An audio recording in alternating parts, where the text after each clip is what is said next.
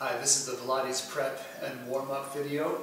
The principles we'll be talking about today can be applied to, of course, any of the Pilates exercises that we do, but also to everything else, weightlifting, if you're about to lift a heavy object, really walking, anything that you do in life, you can think about building your pillar of strength and using that to always support and protect your spine.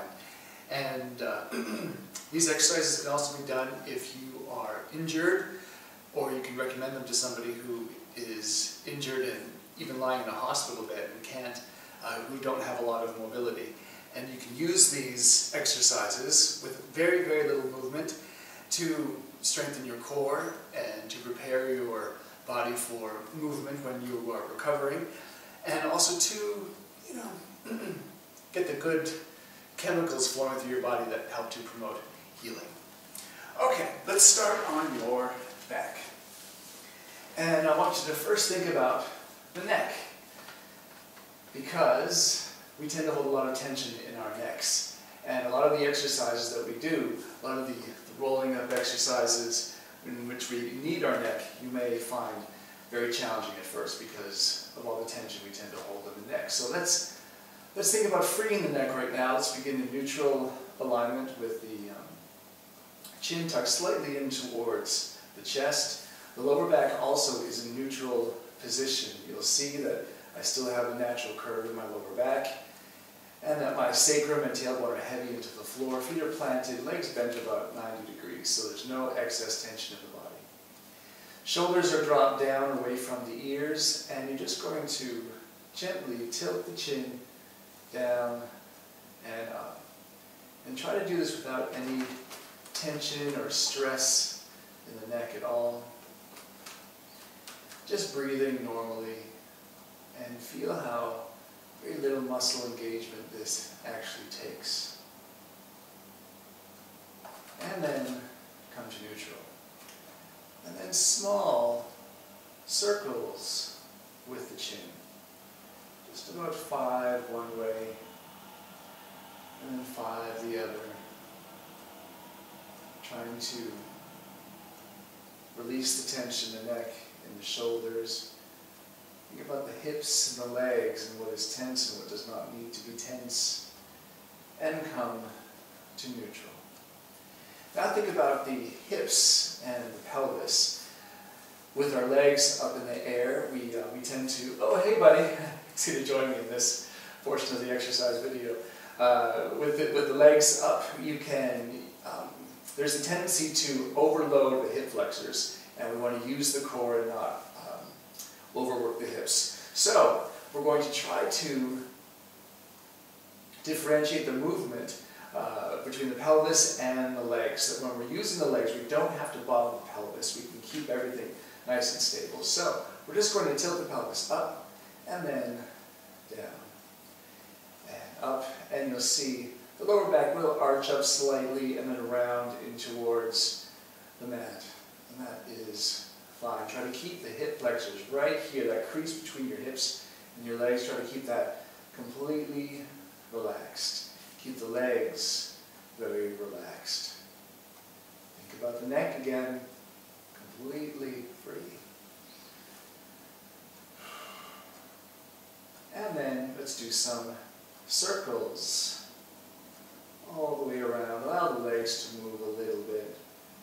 I'm not trying to freeze up the body. Sometimes all the cues in Pilates can lead to more robotic movement because we're tending to hold everything tight and controlled, when really we want to have everything working together without over-engaging anything. Okay, now let's bring our attention to the abdomen.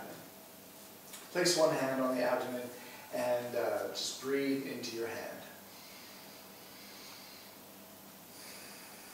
And feel the abdomen rise and fall. Notice how relaxed the hips and the neck are. Taking big abdominal breaths, allowing the diaphragm to drop down and expand.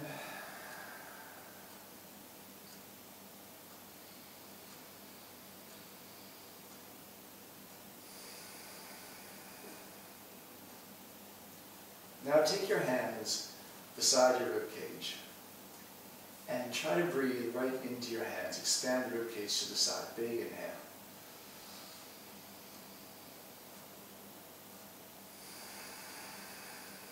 Do you feel a lot of movement there?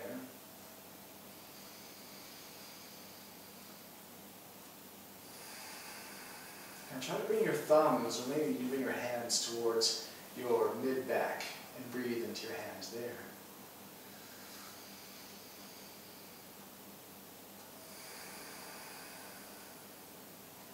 Again.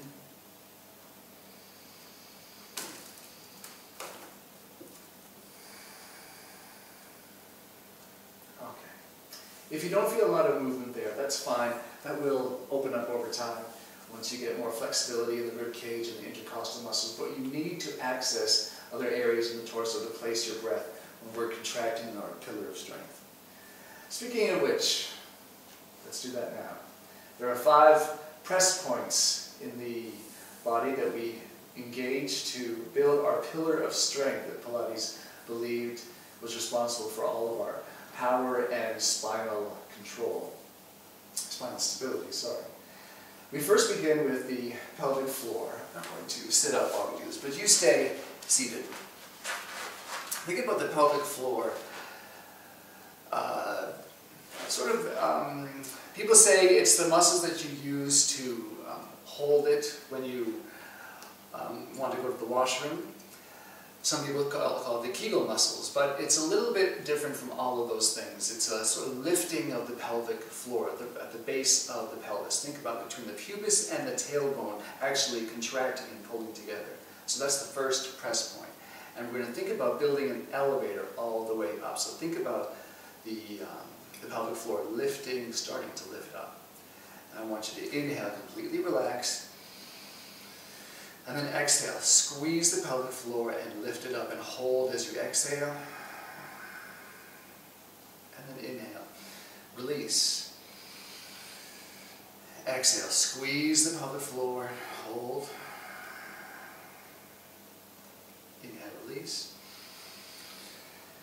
And one more time, exhale, hold. Inhale, release, and just breathe normally. Second press point is the lower abdomen and the corresponding point in the back. Think about when I talk about the front press point in the back, think about there's 2 snaps inside the body and they're trying to snap together. Not by changing the skeletal structure, but by squeezing muscles in towards each other to support your skeletal structure in neutral alignment. So, that second press point is in the lower abdomen and the corresponding point in your back. It may be about your sacrum, it may be where your pelvis meets your sacrum. It's going to be a bit different on everybody. This is the powerhouse. When I say powerhouse, I want you to think about this, because this is, I want you to really engage the transverse abdominis. You don't have to know these terms, but that is what's going to be working. That's what's going to be really responsible for your core strength and stability. So, what we do when we build our pillar of strength is we raise the elevator. So, on an inhale. Exhale, squeeze the first press point, pelvic floor, and then the powerhouse, pulling the lower abdomen and the corresponding point in the back. In, hold, and inhale, release. And exhale, pelvic floor, lower abdomen, pulling in, hold. Inhale, release. Notice there's no change in my lower back. Inhale. Exhale. First press point, second press point, the powerhouse. Hold. Inhale, release. And breathe normally. Now already those should feel like very strong contractions. The stronger you get, the more you will feel these contractions. Third press point is the navel and the corresponding point in your back. Inhale.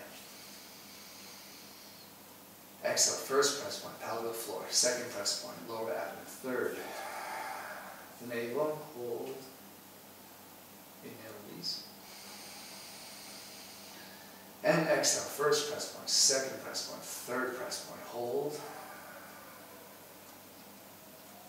Inhale, release. And one more time, first, second, third, hold. Inhale, release, and breathe normally. Fourth press point is the xiphoid process. If you can take your fingers along your rib cage right to the center where they join in the middle, and this triangular, right, mobile structure is the xiphoid process. This will really engage the rectus abdominis along with that third press point, and then also, of course, the corresponding point in your back to really engage your erector spinae, your multifidus as well, going all the way up the back, supporting the core. Building like, think about a Greek pillar, a Greek column. That's where Joseph Pilates got this from. Also, that fourth press point, pressing down into the xiphoid process, think about the rib cage really coming in and down. Some people think about knitting the rib cage together to hold all those ribs together. Okay? Big inhale. And exhale. First press point, pelvic floor. Second, powerhouse. Third, the navel. Fourth, the xiphoid process in the ribs. And hold. Inhale, release. And exhale. First, second, third, fourth. Hold. Inhale, release, and hopefully you can see my back and my structure. I'm going to put my arm out like this. Inhale, and exhale. First press point, second, third, fourth, hold.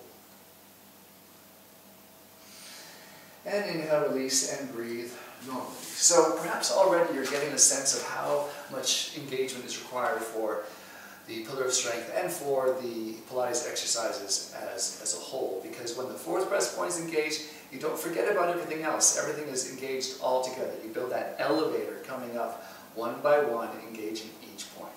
Fifth press point is the sternum, the breastbone, and the point between the shoulder blades, usually.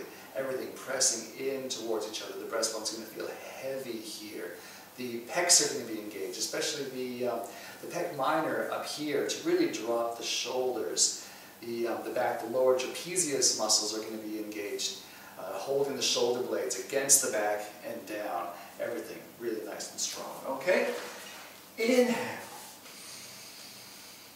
And exhale. First, the pelvic floor, powerhouse. Third, the navel. Fourth, the xiphoid process. Fifth, the breastbone. Hold. Inhale, release, and build the elevator. 1, 2, 3, 4,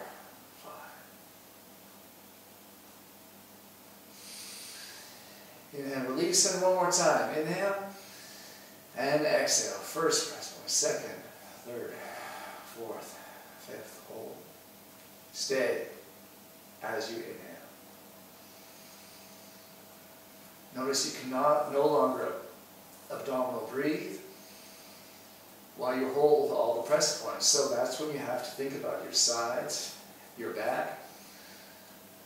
What areas of the rib cage can you access to expand the lungs?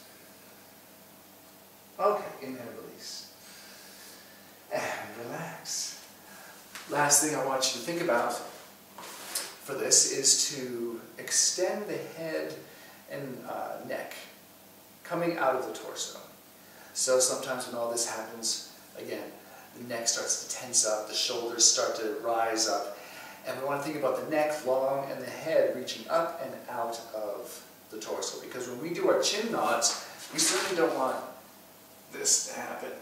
You know, we want to keep a long spine, long neck, so we're not building up any excess tension, okay? So let's build those press points. Let's build our column of strength, raising the elevator, and we will start to do the chin nod and C scoop. The C scoop is the letter C. We'll get to that in a second. Big inhale.